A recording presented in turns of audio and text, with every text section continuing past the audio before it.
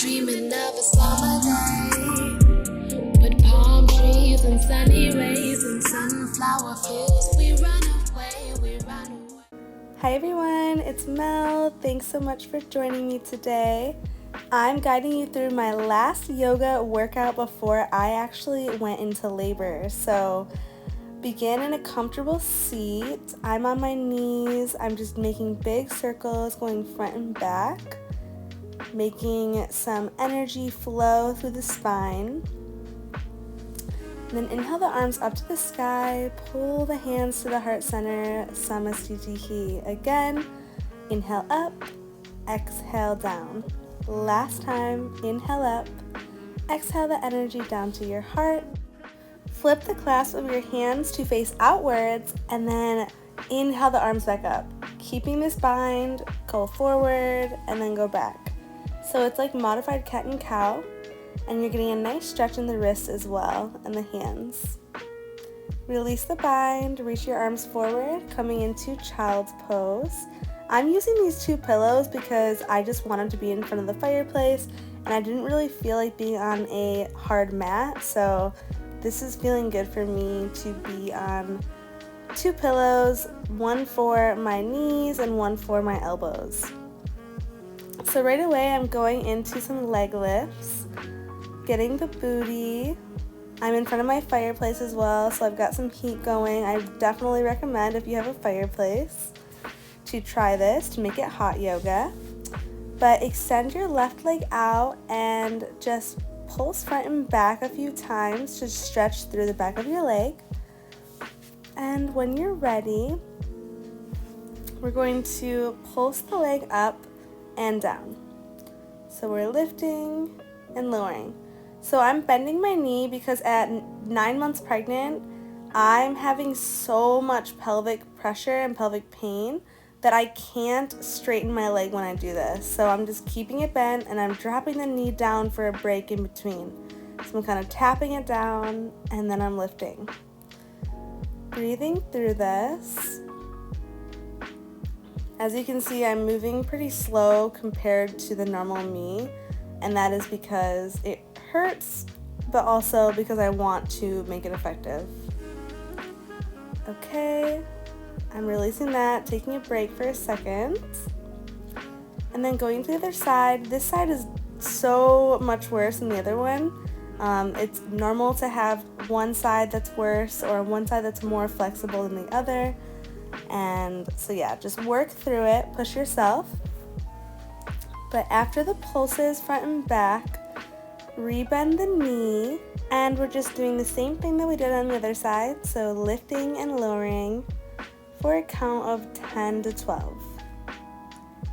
So tapping the knee down if you need, lifting it up, squeezing your glutes.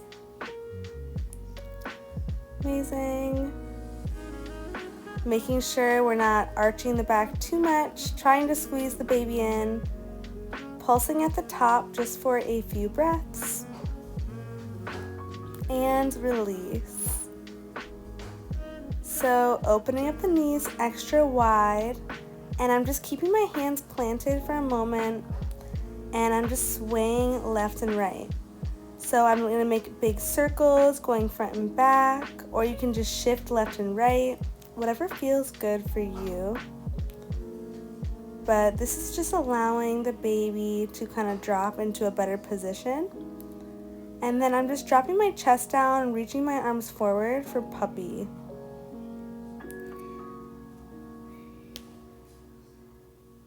All right. Come back onto your heels, and from here, we're just lifting and lowering while squeezing the glutes forward and sitting back in between your knees if possible. This one is for my flexible people, so if you can't sit down all the way like this in between your ankles, don't worry about it, but just try to sit back as far as you can. So this is really good for the quads and the glutes as well, and finding your balance. I like to put my arms behind my head, and good. Sitting all the way back, this time planting the hands behind you, and just reach your head behind you. Nice counter stretch.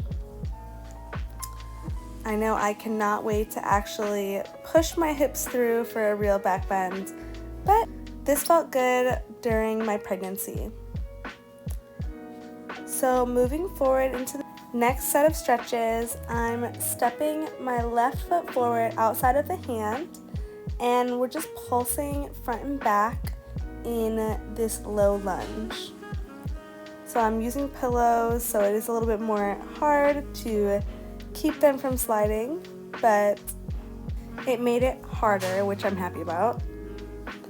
But after you do a few, we're just going to hold the bottom and walk your arms or your forearms down inside of the left thigh and holding humble warrior. So this is very intense, so you can either use blocks, or if the belly's in the way, you can grab a few pillows to keep your upper body lifted more. But for me, it feels okay here with the pillow underneath me. Alright, lifting up, I'm just straightening through the front leg and then transitioning open into Skandasana, opening up the left hip, and then just walking over to the other side. So I'm on my right side, whatever side you're on.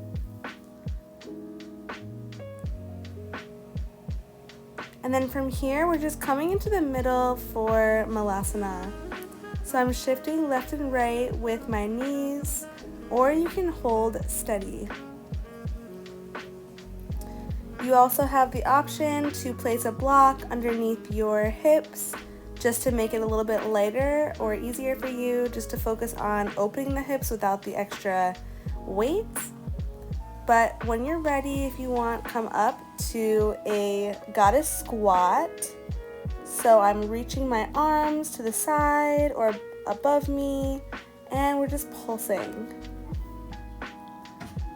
Alright, release that, coming into a wide-legged forward fold. I'm walking my arms a little bit more forward. Releasing the neck. Nice.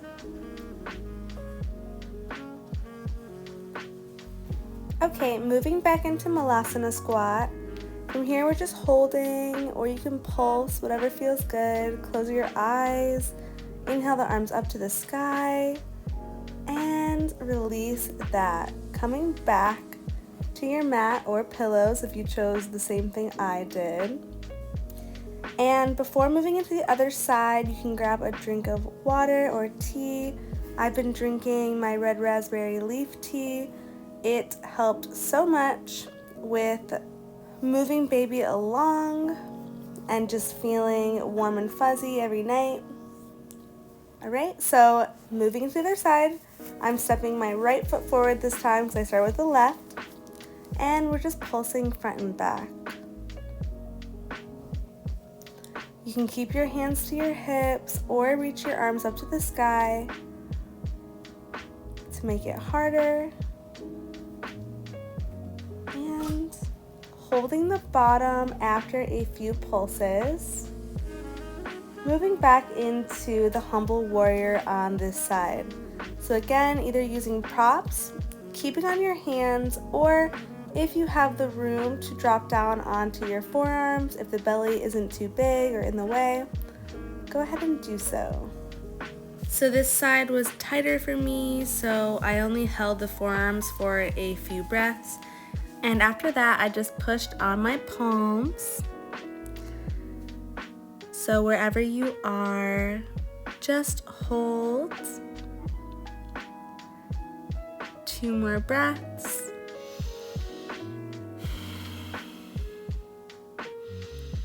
Nice, and shift back, coming back onto your shins. So I'm going to show you just a couple more things that I did today, which involved my yoga ball. So I'm just moving my pillow off to the side, that way I can grab the ball and use the pillow for my knees while I drape my body over the ball.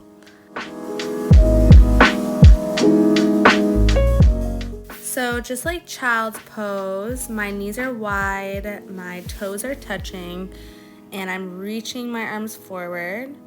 First, arms straight, and then here I bent them, and I'm just swaying left and right. This is super calming and relaxing, and it just gives me a chance to turn my brain off if I didn't do so in the yoga already, and relax.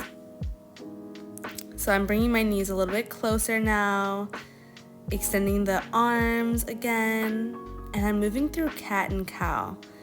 So I'm bringing my belly in, pulling the baby in, and then letting it go as I arch. Good. And you can pretty much do anything that feels good. You're just trying to open up the hips and move your hips around, move your body around to get the baby's head to drop further. So this is where I'm going to end the video, my loves. I ended up going into labor just a couple days after I filmed this. I have my beautiful baby girl in my arms, so we're super happy and blessed. I hope you enjoyed this yoga video along with all my other prenatal yoga videos. Soon enough, I can begin doing yoga again. So thanks for watching, guys. Love you all. Mwah! Namaste. Let the rivers of your mind flow with joy